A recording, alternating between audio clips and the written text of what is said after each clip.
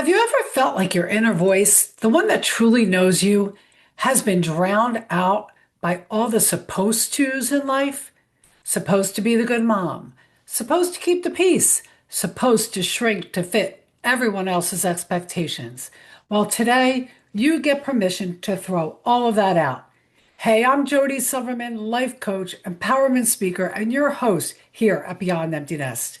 I created this space for you, the midlife woman who's done everything for everyone else and is finally ready to reconnect to herself. And in this episode, you're in for a powerful treat. I'm talking with Lori Pappas, author of The Magic of Yes, Embrace the Wise Woman Within. Her story? It's one of resilience, reinvention, and radical self-trust. From being institutionalized as a teen to building an international charity in Ethiopia, to daring at age 75 to say yes to her being, not just her doing. We talk about the difference between knowledge and wisdom, why silence and stillness are powerful tools, how to shift from self-doubt to self-worth, and of course, we're going to talk about Lori's dream framework that helps you take aligned, wise action. And hey, if you're feeling stuck, lost, or unsure how to begin, I've got a free gift for you. My 30 days of doable dares, the perfect starting point to begin stepping out and trying new things. Who knows what you might discover about yourself and who you might meet? You'll find the link in the show notes below. But first, are you ready to embrace your wise woman within? Let's dive in.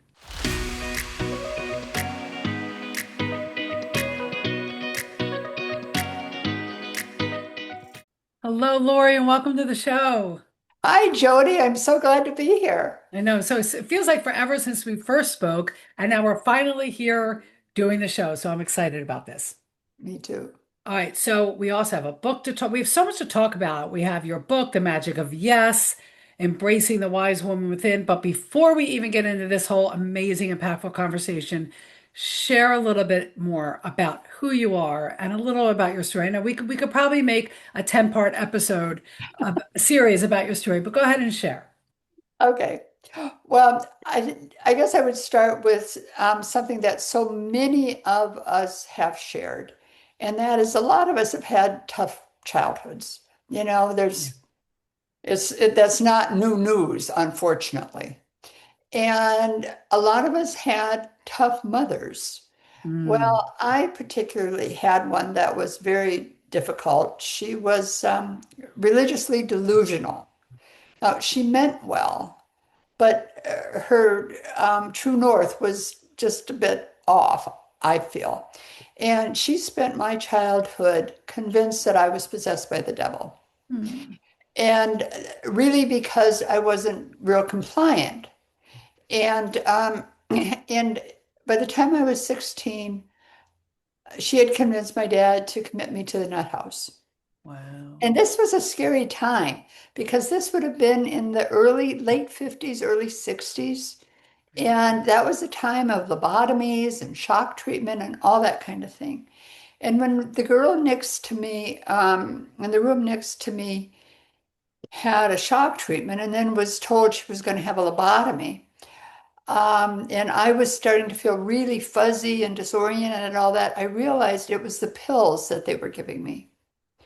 And it somehow it came to me that I had a choice, that even though I'm incarcerated, I'm powerless, but I still control what I swallow. So I Mm. would hide the pills in my mouth, not swallow, and eventually I was able to think clearly, and I figured out how to get out. But that moment of clarity of not swallowing is something that served me well because that really meant I have a choice. Mm. And even though I ended up in my first career being an entrepreneur and numbing myself out with work, Mhm. I, I had a choice. And I wasn't able to really take the time to think about those choices until I retired. Yeah. Well, I retired for a little while and then I failed and then I started an international charity and moved to Africa. But that whole idea of having a choice kind of nagged at me and stayed Yeah. in my mind. So when I was over in Ethiopia and I built quite an organization and we were helping a lot of people. And at night I would get home and be so tired and I would just want to sit and have a glass of wine and read, and the lights would go out. So the only thing I was left with was the light of these three little candles. And the only thing I could do was think. And I Hmm. started thinking about my struggles and the struggles of the people I was working with and the struggles of my kids and how we all have these challenges and what can we do about them? And I realized that we really have the answers and the power to do something with those struggles within us. We do. And that really was what started this whole new chapter of my life. So And is this what led you to write the book? it really is. It really is. It was like all of a sudden that became my big supposed to. Yeah. Okay, I've been privileged to have these experiences, privileged to have the time to think. And it was like, wow, you know what? I think I've come on to something, and I want to figure out a way that I can share what I've learned with other people in Mhm. a way that's actionable, I love you that. know? Yeah, Because it, no, I love that. it doesn't do you any good to say, oh, yeah, well, that sounds good, or this person did that, or whatever. But what is it that I, as the individual that's stuck with their challenges Yeah. and their struggles, what can they do? Yeah. And having that chance to think was Yeah. the real magic for me. You know, it's interesting. First of all, the book, and we can see it behind you too, for those of watching the show, most of our audience listens. But so Uh-huh. it's called The Magic of Yes, Embrace the Wise Woman Within. Right. And I love that you were inspired to write this. I want to comment on the time to think. I have a signature talk, and I've shared it in as my 5 dares on a solo episode here on Uh-huh. Beyond Empty Nest. And the fifth dare is to just be. Uh-huh. And that's what it's to get quiet, stillness, silence, and just be alone with your own thoughts. Be alone with yourself. Right. Because it's in that silence, in that stillness, that Right. you hear Right. your innermost voice yourself. And you were, with the electricity going out from where you were forced. Sometimes I we have to was be forced forced. into it. I think the pandemic, although there was a lot of tumult in the pandemic, but the stopping, if you think about, there's gifts in the mess. It was a messy, messy situation. I'm not saying it wasn't, Right. but there were gifts in there. The gift Right. of stopping. Like I stopped all networking and I had clarity over that I was running like crazy, but I don't want to digress. But I like that you said time to think. Right. Right. I really, really like that. Yeah. So now we know what inspired you to write the book. Um, and I think you even shared why it was so important, but you also share the word yes, the magic of yes. And that yes it's a powerful word. Mhm. What does saying yes to yourself, like what does that look like in everyday life? You know what? It's permission to choose. I like that. I like that. Every human being has choice.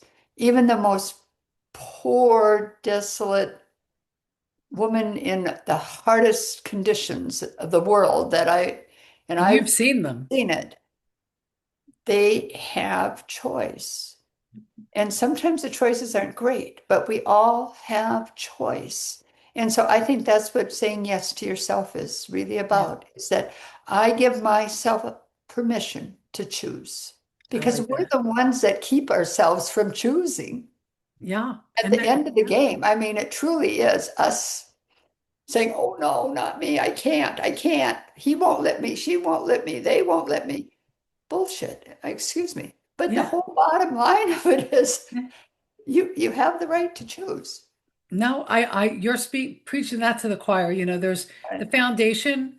I'm a Happy for No Reason certified trainer. And in Marcy Shimoff's research, in her book, she uses the analogy of building your inner home of happiness, your home.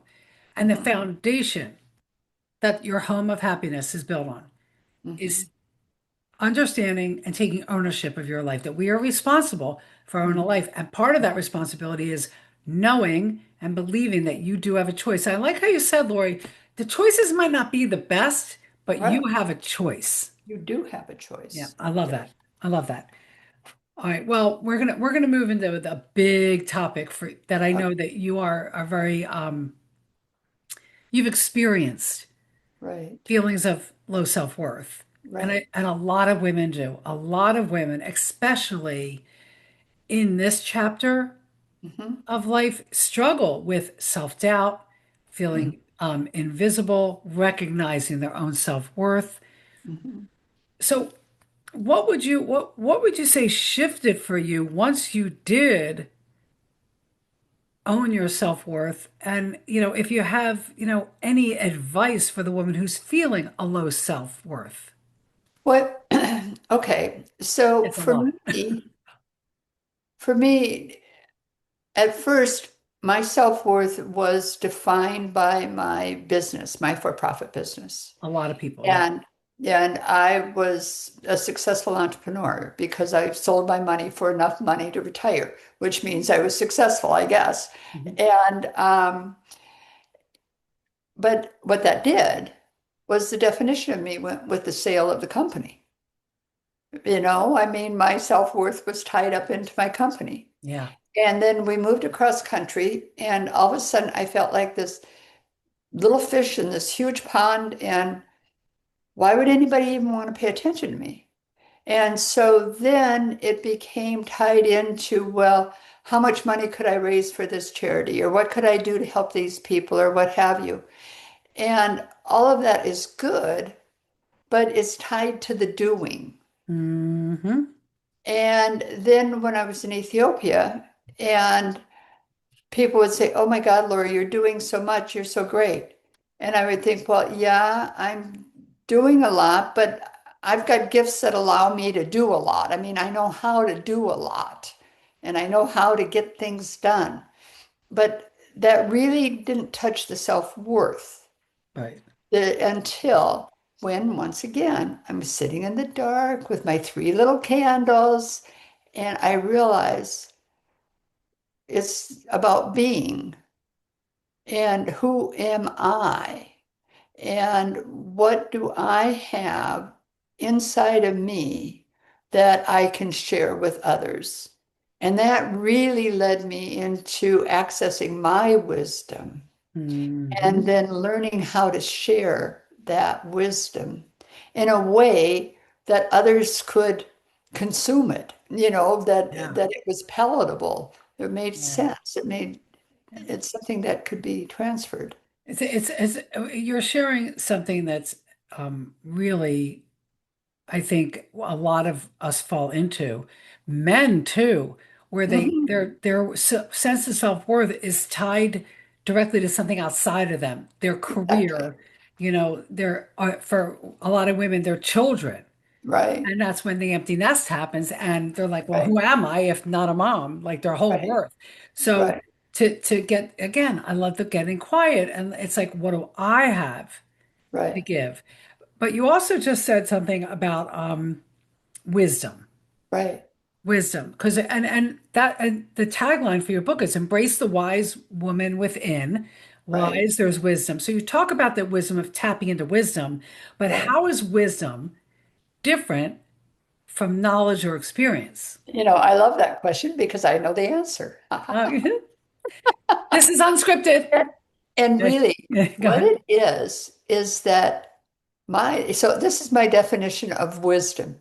It's information or knowledge minus the noise and then reflected over time. So let's talk about the noise because it's really the noise. that makes the difference. And Yeah. what is the noise? Well, number one, it's the supposed tos. What does society say you're supposed to do? What does your family system say you're supposed to do? What does your partner say? What do your kids say? Everybody's trying to define you're supposed to. So what does that really mean? It means that so oftentimes we're shrinking to fit somebody else's idea of who we're supposed to be. And that's Okay. crap. I mean, at the I end of the day, I mean, who gives them the right to define me? I mean, got that. I don't like that. And that's a big piece of the noise. Yeah. Another piece of the noise are the fears.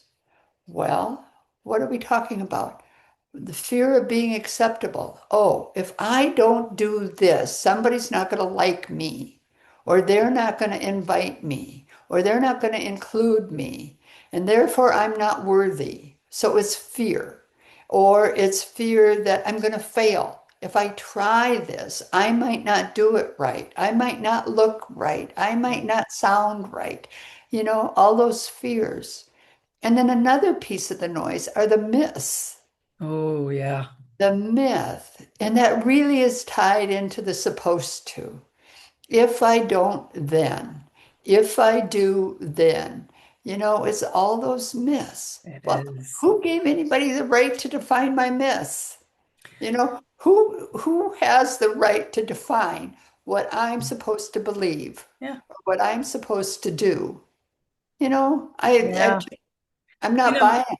I got caught up with that with my kids. One of my Oh, kids, because I had the belief, that fear that if you didn't at least get that piece of paper from that 4-year degree, just at least, then what was going to happen to you in life? right. Because how many generations before us taught us, go to school, go to college, graduate, get the piece of paper, and go on and be successful. And my son decided to take a detour. He decided to do things differently. And my husband and I both came around to, like, today more than ever, there's no supposed to's. There's so many different ways that you can find success and get training in a specific field. So I resonate with that. And, when you were talking, I was thinking we were doing the fear part of that and we're projecting that onto our children because Hmm. we get scared. What if they take a different road that is least traveled? Hmm. What will happen? And so what? Hmm. So what? Because Exactly. I think you'll agree also with the next thing is, so if it doesn't work out, they just go on to the next road and the next road. Exactly. Because you always learn something when something doesn't work out, right? Well, and the other thing is so many parents let their children define them. Yeah. And that's not fair. You No. know, it's not fair to the parent, it's not fair to the kid. Mm-mm. We need to define ourselves. So it really comes down to thinking about, well, what do you want to define you? But So, you've had quite the journey, I have and a you long share, journey. yeah, a lot. So, what was a moment for you on your journey that when you realized that your wisdom had the answers that you were searching for? I would say it definitely started in Ethiopia when I was reflecting. And then I ended up having to leave the country because it became too unsafe. And I was just totally burnt out. And it took me 7 years before I had the energy to even start thinking about writing this book. And when I started writing it, and I was really lucky in that I had a good editor that helped me frame it right. I realized as we decided that my story would be the arc of the book, but it would really be about saying yes to winning with the cards you were dealt, saying yes to saying no and setting boundaries, saying yes to forgiving yourself and others, saying yes to taking risks to explore opportunities, all those different things that then we would use vignettes to help illustrate what happens when you say yes to these things. I started realizing, I really know a lot. Yeah.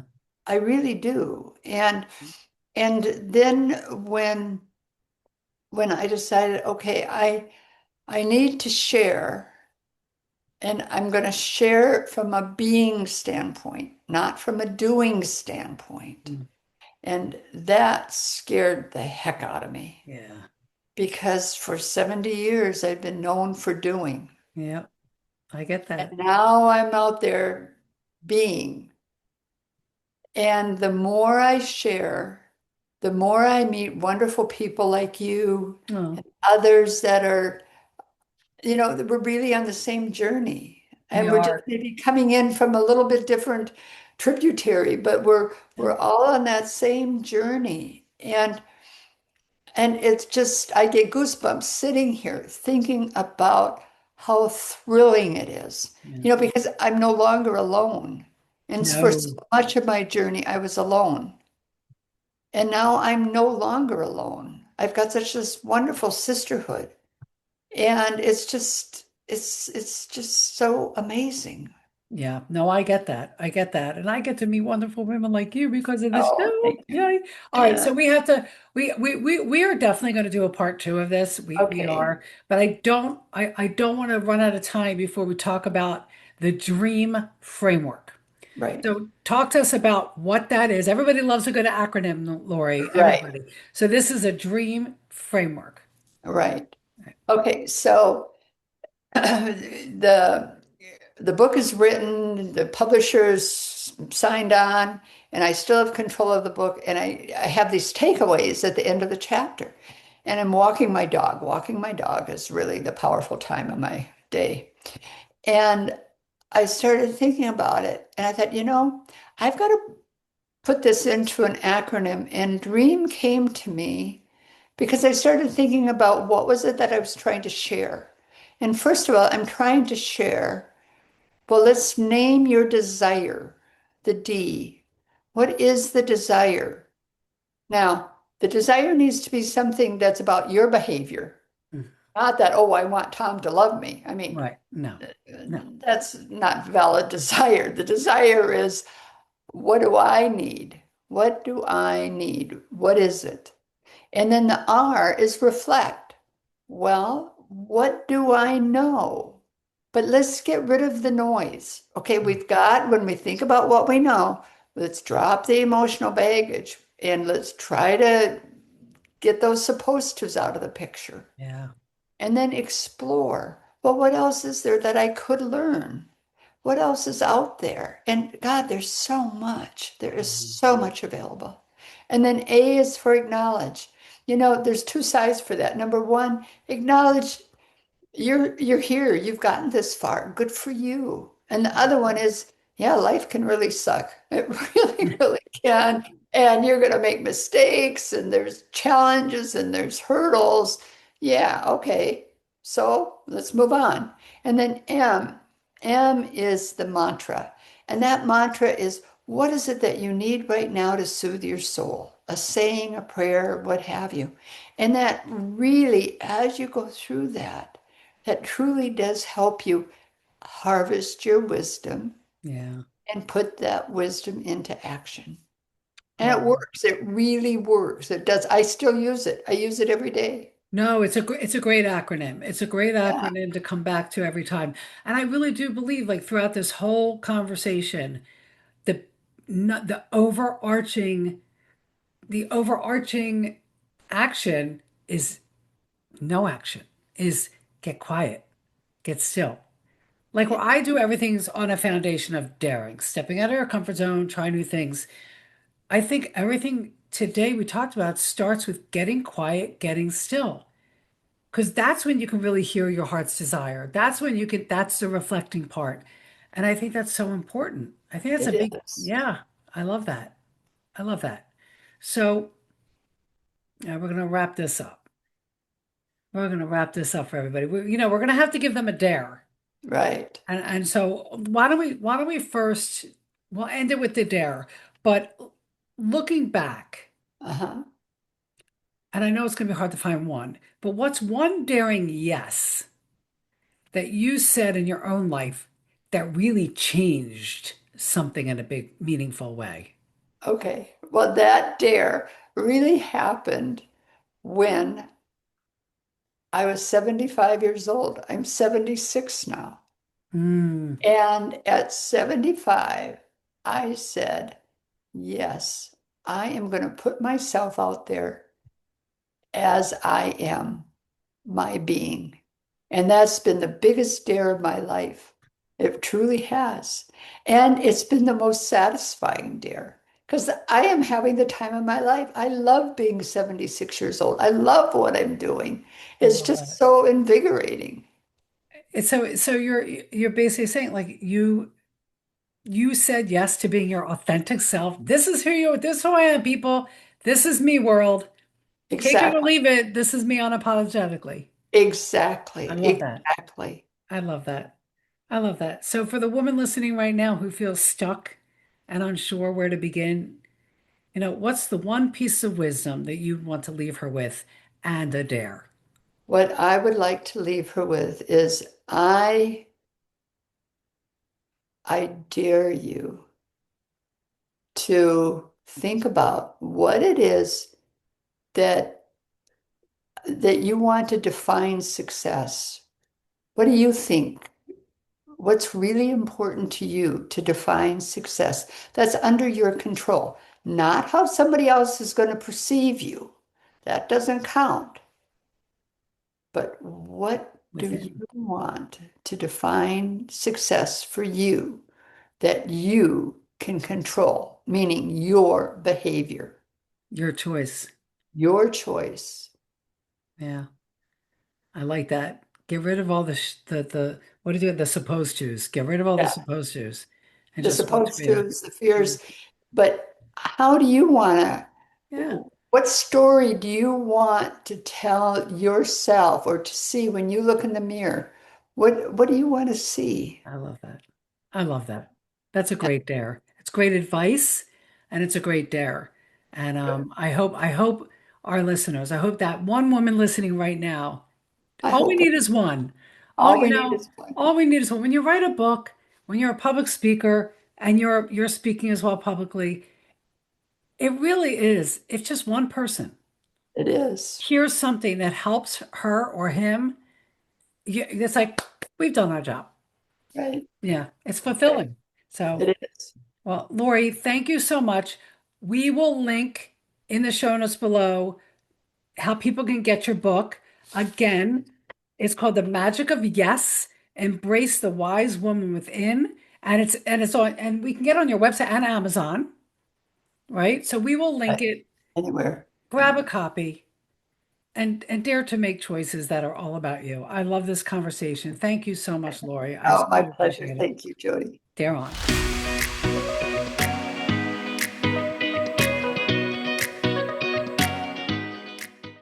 Hey, you. Yes, you.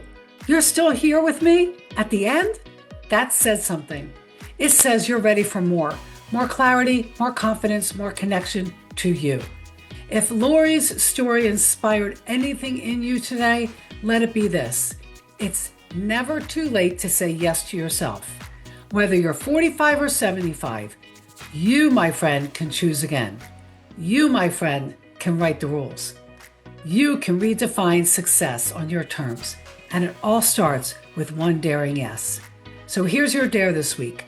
Define what success looks like for you by your own standards. No more supposed tos. What story do you want to live?